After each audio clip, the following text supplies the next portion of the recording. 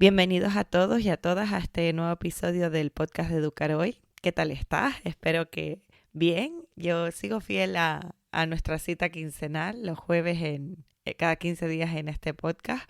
Te quiero decir que me hace mucha ilusión volver a estar aquí porque eso significa que estoy empezando septiembre cumpliendo los propósitos que me había hecho, que era volver al podcast con ganas y sobre todo con constancia.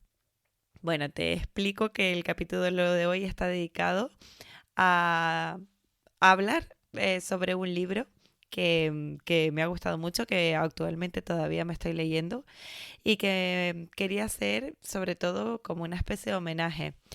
Te preguntarás quizás quién es Melina Furman, que es la que da título a este episodio. Y te cuento que Melina Furman fue una investigadora y educadora que falleció hace muy poquito, a principios de este septiembre, con 49 años de un cáncer. Y bueno, yo no la conocí personalmente, pero su charla TED sobre preguntas para pensar, que te voy a dejar en las notas del podcast, me acompañó en muchas charlas y reflexiones con los docentes estos años. Al enterarme por redes sociales de su muerte, quise abrir esta conversación contigo para darte a conocer parte de su trabajo y de todas sus publicaciones he elegido un libro con el que estoy completamente de acuerdo en su tesis y con el que he disfrutado y estoy disfrutando mucho de su lectura, que se llama Educar Distinto. Podemos enseñar diferente para mejorar la educación de hoy y al final todo este proyecto de Educar Hoy, del podcast, de las redes sociales y todo lo que comparto, siguiendo también la huella y la estela de otras tantas personas que intentamos que la innovación educativa llegue al aula, que intentamos que las cosas, intentar cambiarlas para mejor, ¿no? Y ese fue el trabajo de Melina durante todos estos años, así que bueno, al final creo que el mayor homenaje que podemos hacer a las personas que nos dejan es seguir conservando su legado. Aquí va el mío a Melina, a la que le doy gracias por tanto esté donde esté. Te comento cómo voy a dividir el episodio, ¿vale? El libro tiene 10 capítulos, 10 ideas centrales y bueno, hoy voy a compartir las tres primeras. Vamos a ir poco a poco porque creo interesante ir paso a paso viendo de qué va cada capítulo y alguna reflexión mía que quisiera añadir, ¿no? Los tres primeros capítulos son un marco, digamos, el marco quizás más duro que yo veo, el más importante a la hora de plantearnos por qué tendríamos que enseñar diferente, como el propio título del libro indica. El primero se resumiría para mí en la importancia de ir a hombros de gigantes. Cuando hablamos de innovación educativa o de intentar hacer mejor las cosas, no es algo nuevo. Sabemos que lo que es bueno para la educación hace ya muchos años que varios investigadores, pedagogos, psicopedagogos, psicólogos llevan aportando sus ideas desde antes de nacer muchos de nosotros. El gran reto de hoy es aplicarlo de forma masiva. Es decir, que todas esas buenas prácticas que recoge la ciencia educativa lo hagamos en los centros de forma masiva, ¿no? Intentando siempre contextualizar y teniendo en cuenta el alumnado con el que trabajamos, pero bueno, las ideas de María Montessori o de Dewey o bueno, de incluso de Rousseau son ideas que sí, son buenas ideas y están ahí y lo que deberíamos hacer los docentes es impregnarnos de ellas para saber cómo llevar toda esa buena práctica, esos hombros de gigante a nuestra aula. Para ello tendríamos que ser docentes con la mirada curiosa sobre nuestra práctica, construyendo desde el legado pedagógico que los grandes pensadores nos han dejado. Saber y tener claro en nuestra mente qué futuro queremos para la educación y cuáles son los gigantes sobre los que nos queremos subir. Qué investigación pedagógica necesitamos y qué queremos para nuestros alumnos. ¿Para qué estamos innovando en el aula? Melina en este episodio, en este capítulo del libro, también expone una reflexión sobre las perlas que nos dejó la pandemia y el confinamiento y cómo en el ámbito educativo podemos seguir cogiendo esas perlas, tomándolas en nuestra mano y reflexionando. Por ejemplo, ella comenta en el libro que la pandemia nos sirvió para priorizar contenidos, para colaborar con otras colegas, para acelerar procesos de innovación como la cooperación de los estudiantes o la introducción de la tecnología para poder seguir la escuela en línea. En fin, que también la pandemia, a pesar de la desgracia que fue 2020-2021 e incluso los coletazos que estamos viviendo en 2024, en el ámbito educativo también nos dejó nuevos modos de evaluación diferentes al examen tradicional. Y bueno, además de ser una situación límite que ninguno de nosotros quisiera repetir, me pregunto cuánto de eso se queda hoy en el aula, además de tener alguna reunión online que otra, que quizás antes de 2020 no la tendríamos y que ahora es tan habitual. Me pregunto cuánto de mejora del aprendizaje hemos conseguido después de la pandemia y cuánto hemos aprendido y cuánto seguimos conservando de esa reflexión. Por eso Melina dice que innovar tiene que seguir estando dentro de nuestras corrillas de reflexión pedagógica, como una oportunidad para repensar lo prioritario y como una prioridad también para pensar en cómo lo enseñamos. Existe una necesidad de generar espacios de planificación conjunta, espacios que dentro de los colegios estén remunerados para el profesorado y que sean sostenidos en el tiempo como una deuda pendiente que tiene el Estado, que tienen las organizaciones con sus docentes, ¿no? Dejarnos tiempo para pensar lo que es mejor y para saber lo que significa innovación para nuestro centro, ¿no? Apoyándonos en ese legado pedagógico del que ya hablamos. ¿Hacia dónde queremos ir?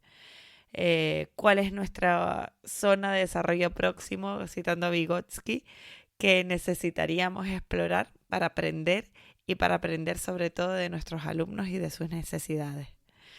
Este es el primer capítulo, ¿no? La importancia de apoyarnos en el legado pedagógico, la importancia de pensar qué queremos para los alumnos que pueblan hoy nuestras aulas y no partimos de cero, sino partimos de todo ese expertise que ya se ha tenido en otras escuelas, en la historia de la investigación pedagógica y más recientemente con esas perlas que nos ha dejado la pandemia. El segundo capítulo del libro habla de un concepto que me parece fundamental, que es el aprendizaje profundo en contra del conocimiento inerte. Si tenemos una meta común todos los educadores del mundo, es lograr un aprendizaje profundo en nuestros alumnos. Perkins dice que David Perkins, uno de los padres de Proyecto Zero de Harvard, dice que entender implica actuar con el conocimiento de manera flexible. Y quizás esta sea una de las mejores definiciones de lo que debería ser la enseñanza o el aprendizaje para la comprensión. Es decir, tenemos con lo que conocemos, con lo que sabemos, con lo que estamos explicando a nuestros alumnos o les estamos haciendo vivir dentro de clase y más allá de nuestras aulas, ellos deberían saber actuar con ese aprendizaje, es decir, explicar, enseñar, construir, cocinar, demostrar, crear. Y también tiene que ser flexible, como dice Perkins, ¿no? En diferentes contextos. De nada me sirve que me cuenten cómo se hace una tortilla de papa si yo no experimento realmente el cocinado de una tortilla de papas real, ¿no? Pues Furman, Melina, destaca la importancia del aprendizaje profundo como puente de la transferencia a la vida de todo lo que enseñamos en las escuelas. ¿Cómo podemos saber si es aprendizaje profundo? Si el aprendizaje que están teniendo nuestros alumnos lo pueden explicar con sus propias palabras, si pueden dar ejemplos, si pueden aplicar ese conocimiento para resolver un problema, si pueden relacionar esos conceptos que están viendo con otros que sabían antes o con su propia vida. si pueden proponer preguntas acerca del tema, si pueden representarlo, si pueden explicar por qué, si se lo pueden enseñar a otros o si se sienten confiados con ese conocimiento. Sin embargo, también existe una cosa que, bueno, que sabrás identificar, que es todo el conocimiento inerte. Es todo ese conocimiento, aprendizaje superficial, fragmentado, que es lo que seguramente tenemos muchos de nosotros cuando hablamos de la Revolución Francesa o la importancia de la Segunda Guerra Mundial o qué es una función o incluso cómo se generan las fases de la luna.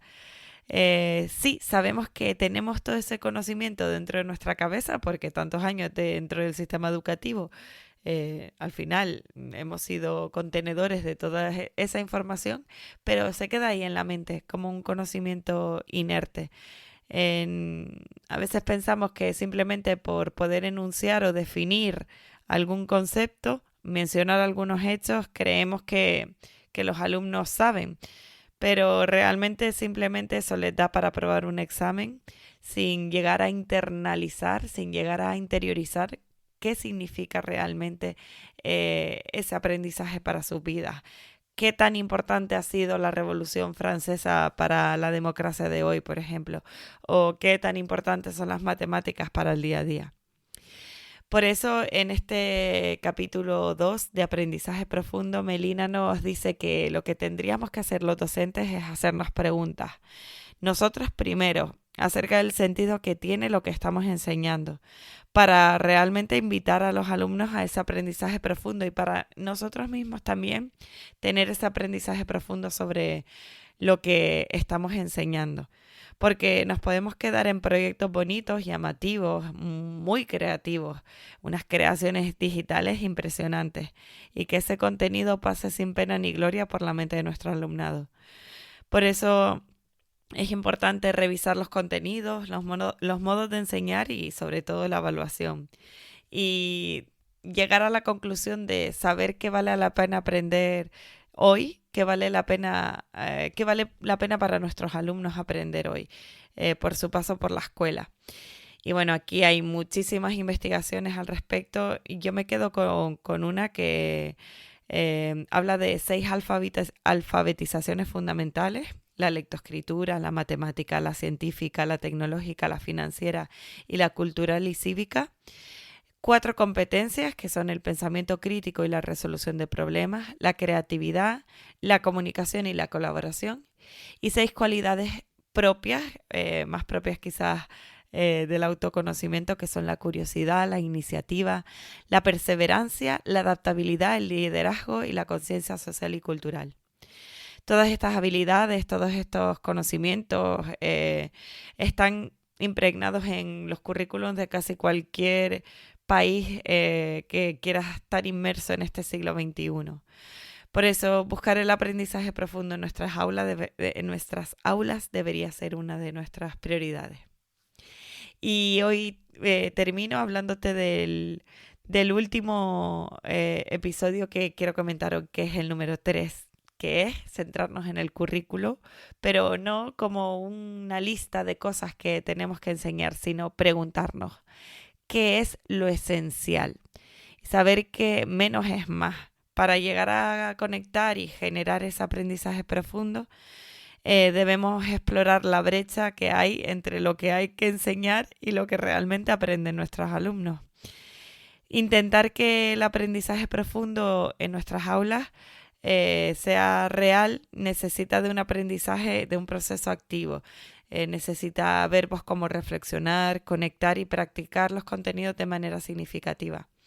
Y claro, eso nos pone ante un currículo cada vez más extenso y del que realmente lo que tendríamos que hacer es meter tijera y saber qué es lo principal, lo fundamental dentro del marco que debemos hacer cada curso escolar. Una herramienta que nos propone Melina en este episodio es los círculos de comprensión. Para llegar a un aprendizaje profundo es crucial cambiar el enfoque tradicional e incluso cambiar el enfoque que tenemos para planificar los contenidos. Y nos dice bueno, que una de las maneras es intentar meter los círculos de comprensión antes de empezar las sesiones o antes de empezar las situaciones de aprendizaje o las unidades didácticas. ¿Qué son los círculos de la comprensión? Pues poner en el centro, en el núcleo, qué es lo que deberían comprender de manera profunda nuestros alumnos.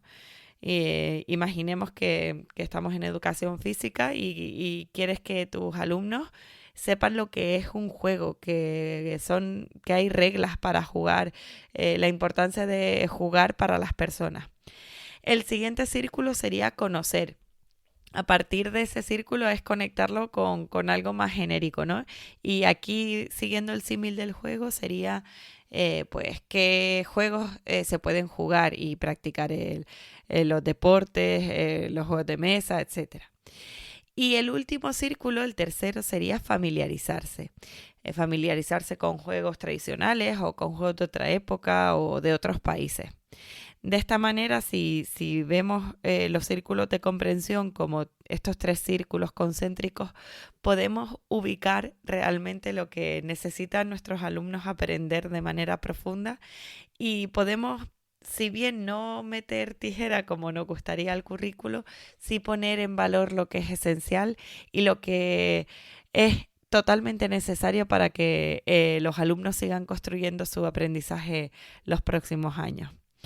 Se trata de un enfoque que ayuda a los estudiantes a ver las relaciones entre conceptos y a construir una red de conocimientos más interconectados.